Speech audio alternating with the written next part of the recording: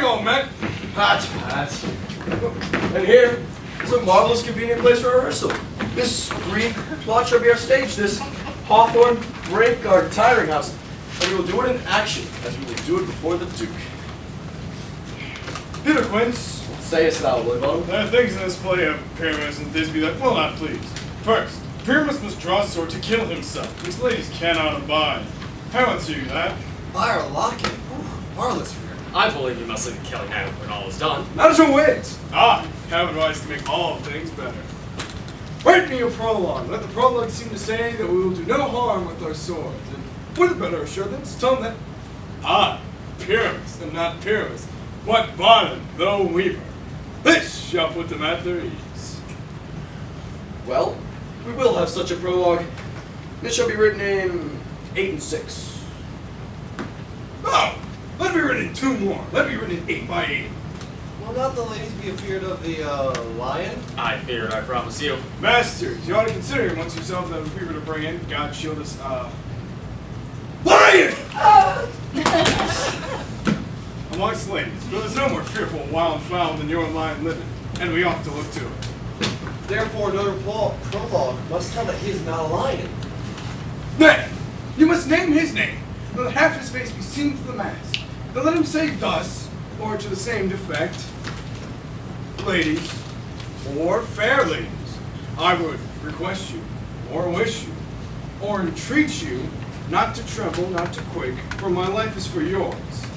If you think I come hither as a lion, you are wrong. I am a man as other men are. And there, on stake, let him plainly say that he is snug, the joiner. Well, it shall be so.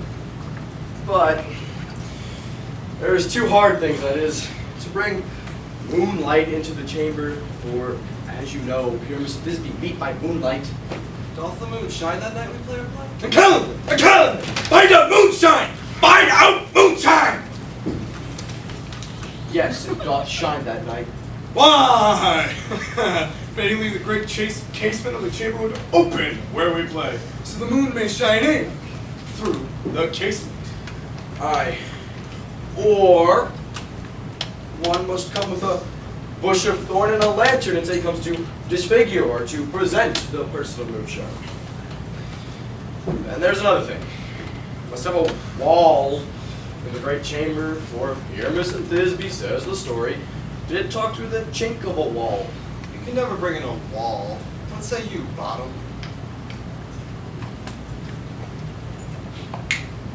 Some man or other must represent wall.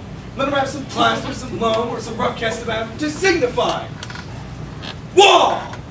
Let him hold his fingers thus, or this shall be the crane that Pyramus and Thisbe whispered through. If that may be, then all is well. Come, sit down, every mother's son. Here's your part, Pyramus. You begin. You have spoken your speech, enter into that break, and so, everyone according to his cue.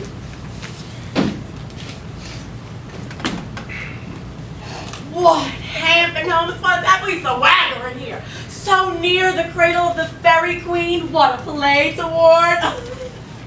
What, I'll be an auditor, an actor too, perhaps, if I can see cause. Speak, Pyramus. Thisbe, stand forth. Thisbe, the flowers of Edoras savor sweet. Odorous. Odorous.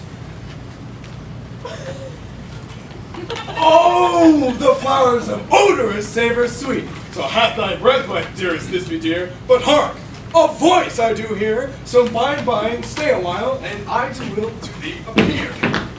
A stranger Pyramus that are played here. Must I speak now? Aye, very must you. For you must understand, he goes but to see a noise that he heard, and is to come again. Most radiant Pyramus, most lily white of hue, of color like the red rose on triumphant briar. Most brisky juvenile and ache, most lovely Jew, as sure as horse that yet would never tire. I'll meet thee, Pyramus, at Ninny's tomb. Ninus's tomb, man. Why, you must not speak that yet. That you answer to Pyramus. You speak all your parts at once, cues and all. Pyramus! Enter, your cue is passed. It is never tire. Oh, as true as horse they yet would never tire!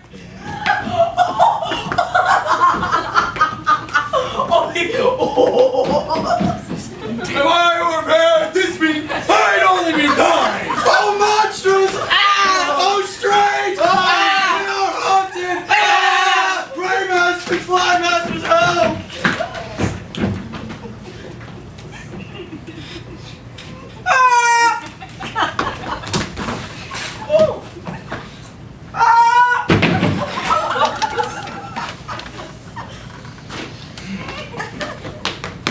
I'll follow you. I'll lead you about and around, through bog, through brush, through brake, through briar. Sometimes a horse I'll be, sometimes a hound, a hog, a headless bear, sometimes a fire.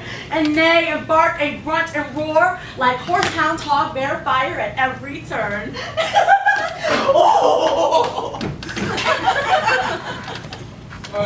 Just a neighbor of them to make me afeard. Oh, Bottom, thou hast changed. What do I see on thee? What do you see? You see an accident of your own, do you? Bless thee. Bottom? Bless thee.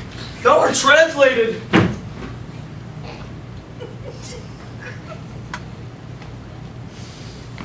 Hey! See you there, neighboring! This is my ass of me! To fright me if they could!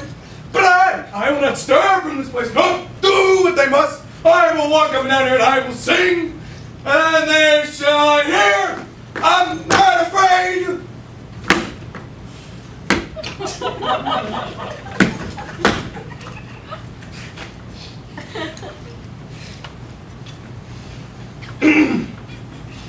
They also cook so black of hue, which orange tawny bill, throstle with his note so truant, the wren with little quill. What angel wakes me from my flowery bed?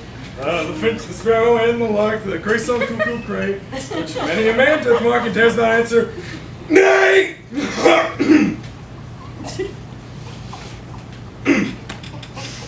For indeed, who would be so foolish to give that bird a lie? That same bird that cries cuckoo never so. I pray thee, gentle mortal, sing again. My ear is much enamored to thy note. So is mine eye enthralled to thy shape. And thy fair virtues perforce that move me on first view to say, to swear, I love thee.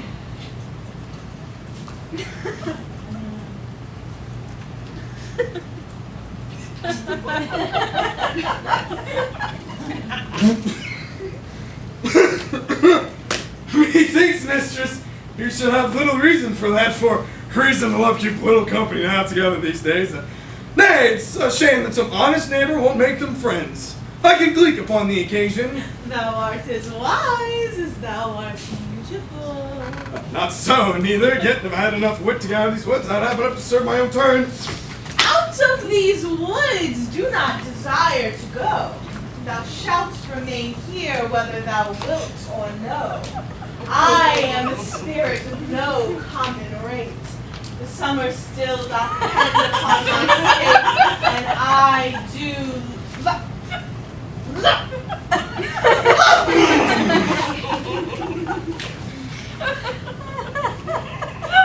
Therefore go with me, and I shall give thee fairies to attend on thee, and they shall fetch thee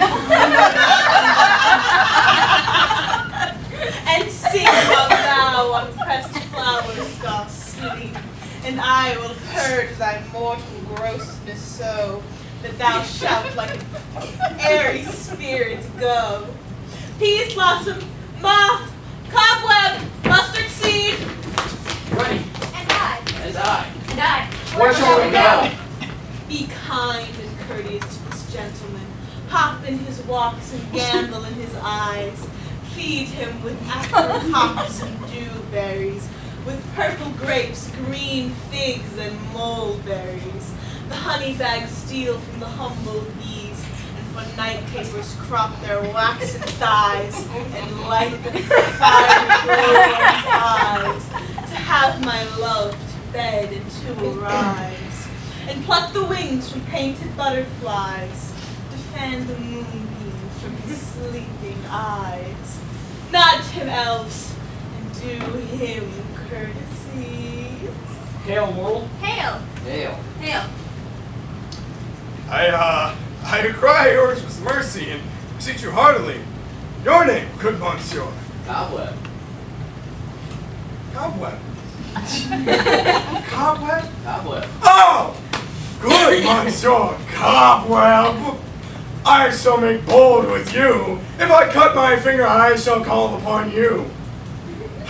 And your name, good monsieur? Peace Blossom. Peace Blossom. Peace Blossom? Oh! Master Peace Blossom! Commend me to Mistress Squash, your mother, and Master Peascod, your father. I shall make bold with you as well, good monsieur. Oh, and your name, good mistress? Mustard seed.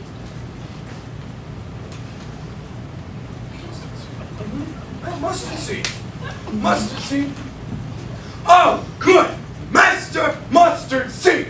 I know that same count with the ox beef like I devour many of your family, monsieur. Mustard Seed!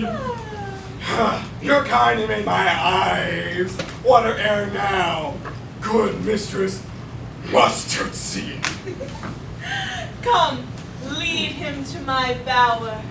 The moon, methinks, looks with a watery eye, and when she weeps, weeps every little flower, lamenting some enforced chastity. Tie up my lover's tongue. Wait, Bring what? him silently.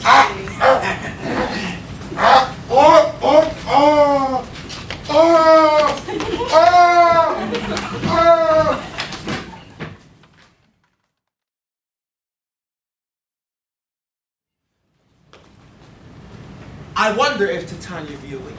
Then what it was that next came in her eye, which she must dote on in extremity. Here comes my messenger. How now, mad spirit? What night rule about this haunted grove?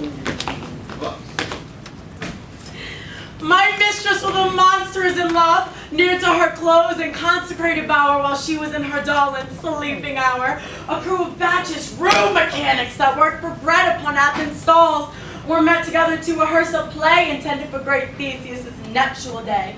The shallowest thick-skin of that barren sort, who Pyramus presented in their sport, forsook his scene and entered in a break when I did him at his advantage shake. An ass's knoll I fixed on his head! Anon this Thisbe must be answered, and forth my mimic comes when I and spy as wild geese at the creeping fowler eye, or russet-painted coughs, many in sort, rising and cawing at the gun's report, summer themselves and madly sweep the sky, so at his sight away his fellows fly. And here, o'er and o'er one falls, they murder crying help from Athens calls. Their sense thus weak, lost with their fears thus strong, made senseless things began to do them wrong. For briars and thorns at their apparel snatch, some sleeves, some hats, and all things yielders catch. I led them on this distracted fear and left sweet Pyramus translated there. When at that moment so it came to pass, Titania waked and straightway loved an ass. Oh, this falls out better than I could devise.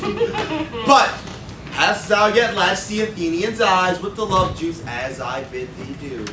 I took him sleeping, that is finished too, and the Athenian woman by his side, that when she waked, of course he must be I. Stand close, it's the same Athenian. This is the woman, but not this the man. Oh, why rebuke you him that loves you so? Thy breath so bitter on your bitter foe. Now I betide, but I should use thee worse. For thou, I fear, hast given me cause to curse. If thou hast slain Lysander in his sleep, being or shoes in blood, plunge in the deep and kill me too. The sun was not so true unto the day as he to me. Would he have stolen away from sleeping Hermia? I'll believe as soon as this whole earth may be bored, and that the moon may through the center creep and so displease her brother's noontide with antiquities. It cannot be, but thou hast murdered him. So should the murderer look so dead, so grim. So should the murdered look, and so should I, pierced to the heart with your stern cruelty. Yet you, the murderer, look as bright, as clear as yonder Venus in her glimmering sphere. What's this to my Lysander? Where is he? Ah, good Demetrius, wilt thou give him to me? I'd rather give his carcass to my hounds. Out, dog! Out, cur, thou drivest me past the bounds of maiden's patience! have slain him then? Henceforth be never numbered among men. Oh, once. Tell true, even for my sake. Durst thou have looked upon him being awake, and hast thou killed him sleeping, O brave touch? Could not a worm and adder do so much? An adder did it, for with doubler tongue than thine, thou serpent never adder stung. You spend your passion on Miss Prize, but I am not guilty of Lysander's blood. Nor is he dead, for aught I can tell. I pray thee, tell me then that he is well. And if I could, what should I get there from? A privilege never to see me more, and from thy hated presence part I so. See me no more whether he be dead or no.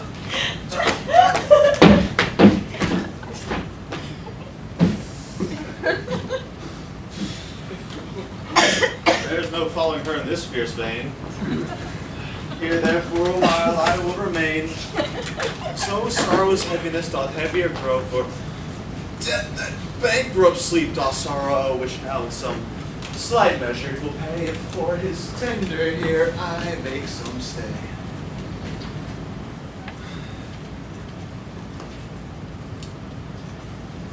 Oh, what hast thou done? Thou hast mistaken quite and laid the love juice on some true love's sight.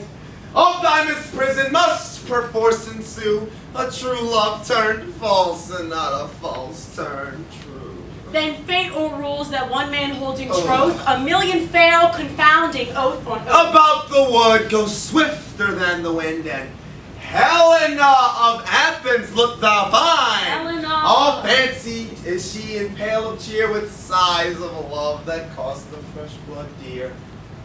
By some illusion see thou bring her here, I'll charm his eyes, again she do appear. I go. Look how I go. Swifter than the arrow from the target bow.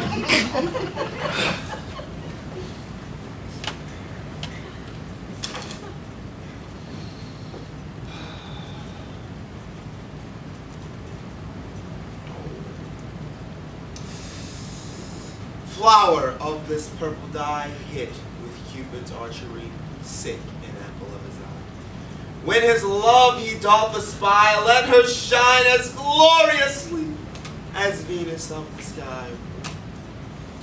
When thou wakest, if she be by, beg of her remedy. Captain of our very band!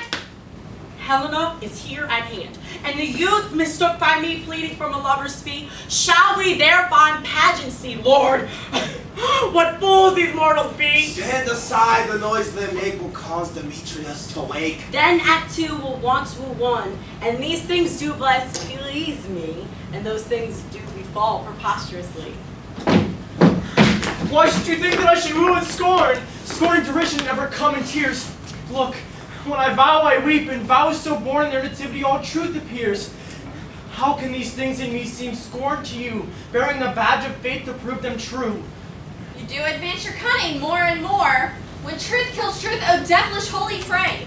These vows are Hermia's. Will you give her ore? Weigh oath with oath, and you will nothing weigh. Your vows to her and to me put into scales will even weigh, and both as light as tails. I had no judgment with her I swore. Nor none in my mind, now you give her ore. Demetrius loves her, and he loves not you. Oh!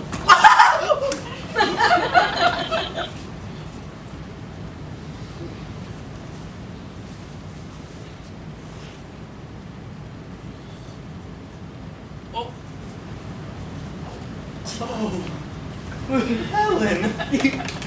God is perfect divine! To what my love shall I compare thine? Crystal is mighty, oh how ripe and show thy lips, those kissing cherries, scenting grow. Oh, that pure congealed white height, taller snow, fanned with the eastern wind, turns to her crow. When thou holdest up thy hand, oh let me kiss this princess of pure white, this seal of bliss. Ooh. Yes. Oh, spite, wait. Oh, hell! What? I see you all are bent to set against me for your merriment. If you were civil and knew courtesy, you would not do me thus much injury. Can you not hate me as I know you do, but you must join in souls to mock me too? Ugh, if you were men, as men you are in show, You would not use a gentle lady so, to bow and swear and super praise my parts when I am sure you hate me with your hearts. You are both rivals and love Hermia, and now both rivals to mock Helena. A trim exploit of manly enterprise, to conjure tears up in a poor maid's eyes with your diversion. None of noble sort would so offend a virgin and extort a poor soul's patience, all to make you sport. You are unkind, Demetrius! Be not so, for you love Hermia, this you know, I know. And here, with all goodwill, with all my heart, in Hermia's love I yield you up my part. And yours hath Helen to me bequeathed, whom I do love and will to my death. Never did mockers waste more idle breath. Lysander, keep thy Hermia, I will not. If ere I loved her, all that love is gone. My heart to her but as a guest wise sojourned. Now to Helen is it home returned, there to remain. Helen, it is not so! Disparage not the faith thou dost not know, lest to thy peril thou abide it, dear. Look where thy love comes yonder is thy dear. Dark night that from the eye his function takes, the ear more quick of apprehension makes, wherein it doth impair the seeing sense, it pays the hearing double recompense. Thou art not by mine eye, Lysander, found mine ear, I think it brought me to thy sound, but why unkindly didst thou leave me so? Then why should he stay, whom love doth press to go? What love could press Lysander from my side? Lysander's love that would not let him bide. Fair Helena, who more impels the night than all you fiery O's and eyes of light. Why seekest thou me? Could not this make thee know the hate I bear thee made me leave thee so? You speak not as you think, it cannot be. Lo, she is one of this confederacy! Now I perceive they have conjoined all three to fashion this false sport in spite of me. Injurious Hermia, most ungrateful maid, have you conspired? Have you with these contrived to bait me in this foul derision? Is all the counsel that we two have shared, the sisters' vows, the hours we have spent when we had chidden hasty-footed time for parting us? Oh, is it all forgot? All school days, friendship, childhood, innocence? We, Hermia, like two artificial gods, have with our needles created but one flower, both on one sampler, sitting on one cushion, with warmly in one song, both in one key, as if our hands or sides, voices, and minds had been incorporate. So we grew together like a double cherry seeming parted, but yet in union and precision.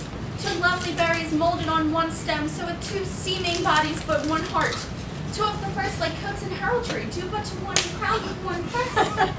And will you rent our ancient love asunder, to join with men in scorning your poor friend? It is not friendly, 'tis not maidenly, our sex as well as I may chide you for it, though I alone do feel the injury. I am amazed at your passionate words. I scorn you not, it seems that you scorn me. Have you not set, Lysander, as in scorn, to follow me and praise my eyes and face, and made you other love, Demetrius, who even but now did spurn me with his foot, to call me goddess, nymph, divine and rare, precious, celestial? Wherefore sees he this to her he hates?